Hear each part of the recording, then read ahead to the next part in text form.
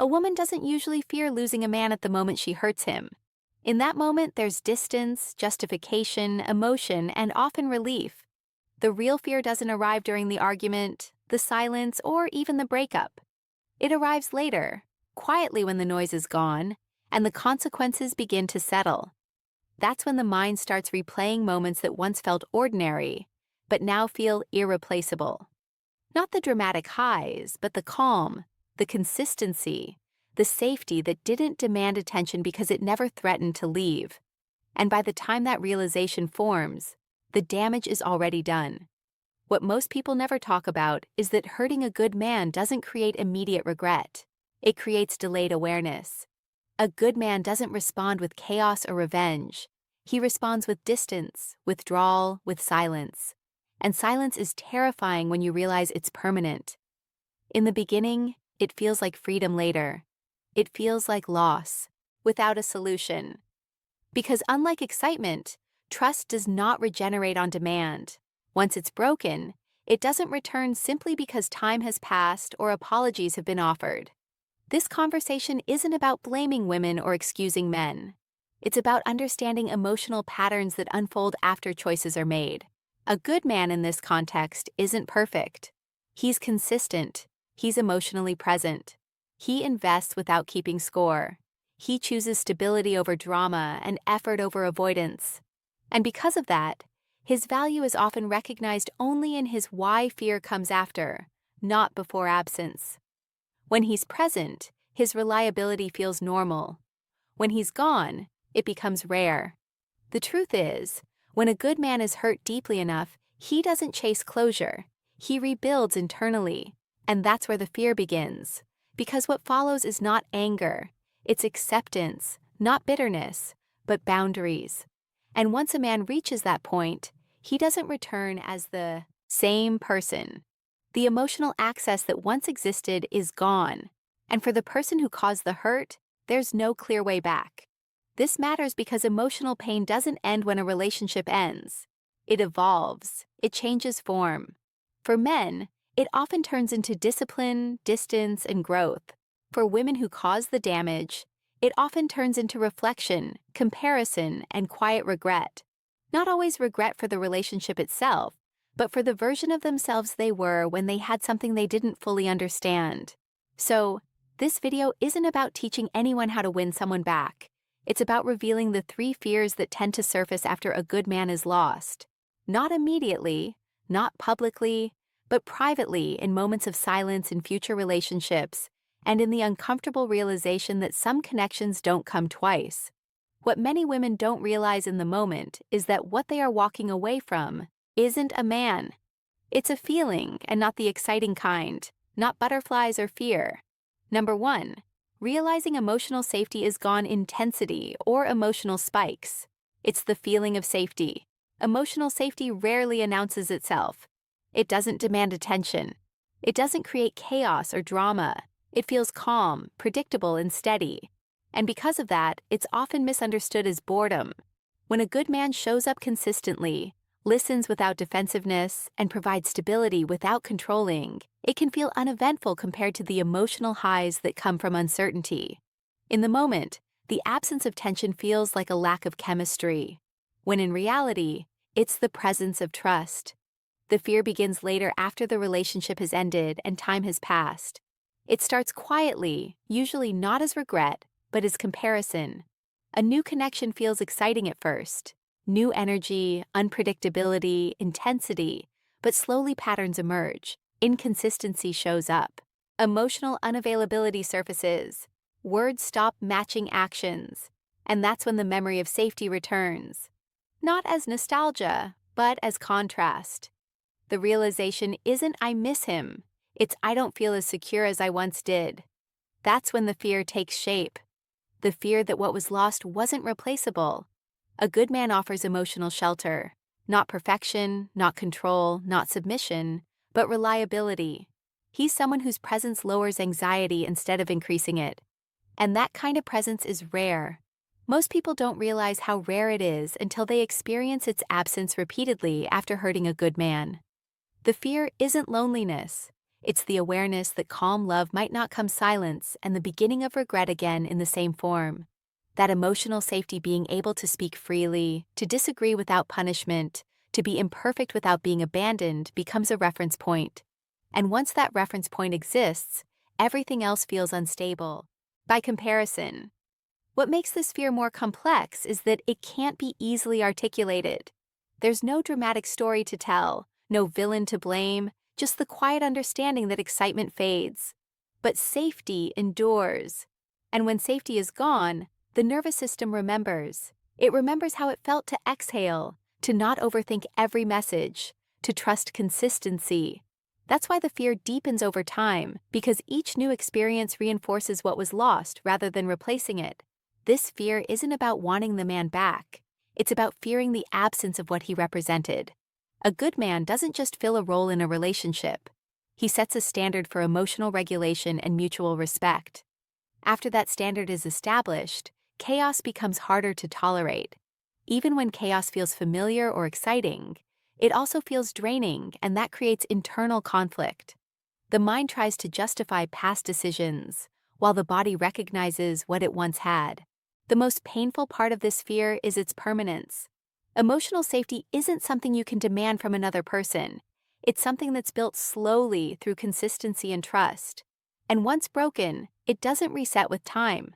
The fear is realizing that what felt ordinary was actually exceptional, and that exceptional things once lost don't simply return because they're fear number 2. Knowing she can't replace you desired. The second fear doesn't arrive all at once. It unfolds gradually, often in moments that feel small but carry weight. It begins when a woman realizes that some damage cannot be undone. Not because there was no apology, but because trust doesn't respond to words once it has been deeply broken. At first, there is often a belief that time will soften things, that emotions will cool, that distance will create perspective and make repair possible. But what happens with a good man is different. When he is hurt beyond a certain point, he doesn't explode or seek revenge. He withdraws internally. And that withdrawal is irreversible. A good man doesn't detach emotionally as a tactic. He does it as a form of self-preservation. Once he realizes that staying open costs him his peace, he closes the door quietly. From the outside, this can look like maturity or acceptance, but internally, something fundamental has shifted. The emotional access that once existed is gone, and that's when the fear begins. The fear of knowing that no matter what is said or done, the version of him that loved freely will never return. Apologies feel different when they arrive after detachment. They land on a surface that no longer absorbs them. There is politeness instead of warmth, calm instead of connection, and that calm can be more unsettling than anger. Anger suggests there's still emotional energy. Calm suggests resolution. The fear isn't that forgiveness won't be granted, it's that forgiveness no longer changes anything. Being forgiven doesn't restore closeness. It simply removes hostility. And for someone hoping for redemption, that distinction is painful. What makes this fear linger is the awareness of being remembered not for the love shared but for the wound caused. Why comparison creates pain. A good man often carries his lessons quietly. He doesn't retell the story with bitterness, but he remembers. And knowing that you occupy a place in someone's life defined by hurt rather than harmony is difficult to sit with. There's no action that erases that imprint. You can grow, change, reflect, but the memory remains part of his emotional history. This fear deepens when there is an attempt to reconnect and the response is neutral. Not rejection, not anger, just distance. That distance confirms what words don't need to say. The door is closed. And unlike dramatic breakups where emotions cycle back and forth, this kind of ending offers no illusion. There's no on and off pattern, no emotional leverage, just finality. The realization sets in that the opportunity to repair existed once and it was missed. The hardest part of this fear is that it offers no path to relief. You can't force trust back into existence. You can't convince someone to feel safe again once safety has been violated deeply enough. And knowing that you were the reason that safety was lost creates a form of guilt that doesn't resolve easily. It doesn't scream. It sits quietly in the background, resurfacing in moments of reflection and in future relationships. This fear is not about wanting the relationship back. It's about confronting the permanence of consequences, about realizing that some connections only exist once in a lifetime, and once they're damaged beyond repair, all that remains is fear. To 3, facing her own choices, awareness. Awareness that timing matters, that effort delayed is often effort denied, and that some lessons arrive only after the door they would have saved has already closed. The 3rd fear is the one that lasts the longest because it doesn't come from memory or imagination. It comes from reality. It arrives the moment she sees him again, or hears about him, or realizes through silence that he has moved on in a way that no longer includes her at all. Not bitter, not broken, not chasing, just different, calmer, stronger, more self-contained. And in that moment, something becomes painfully clear. He didn't collapse after the loss. He rebuilt. What makes this fear so unsettling is that it removes the comforting narrative that hurting him ruined him. There's a strange sense of relief people sometimes feel believing their actions left a permanent mark, that they mattered enough to derail someone's life. But seeing a good man grow after pain dismantles that illusion. His progress becomes a mirror. It reflects not what was lost, but what was outgrown. And realizing that you are not the center of his story, but a chapter he closed, is difficult to accept. A good man processes pain internally. He doesn't broadcast his healing. He channels it into structure, boundaries, and growth. Over time, he becomes more grounded, less reactive, and more selective. And that selectiveness is the source of the fear. Because once he has learned to protect his peace, access to him is no longer automatic. What was once freely given self-respect changes. The dynamic now requires alignment. The emotional availability that used to feel endless is now guarded, and there is no resentment in that, only clarity. The fear intensifies when there is no emotional reaction left. When conversations, if they happen at all, are polite but distant. When there's no longing in his voice, no curiosity, no lingering attachment. That neutrality signals something final, emotional. Relevance has ended. Being disliked still implies presence. Being ignored implies resolution. And that realization cuts deeper than rejection. It means he no longer measures his worth or direction through her perception. What lingers is not jealousy, but insignificance. The understanding that he became stronger without her input, approval, or presence. That the pain she caused did not define him. It refined him. And in that growth, she no longer holds a meaningful place. This is difficult because it contradicts the belief that love once shared creates permanent emotional access. In reality, access is sustained through care. Once care is violated, access is revoked. This fear doesn't disappear because it resurfaces in future relationships.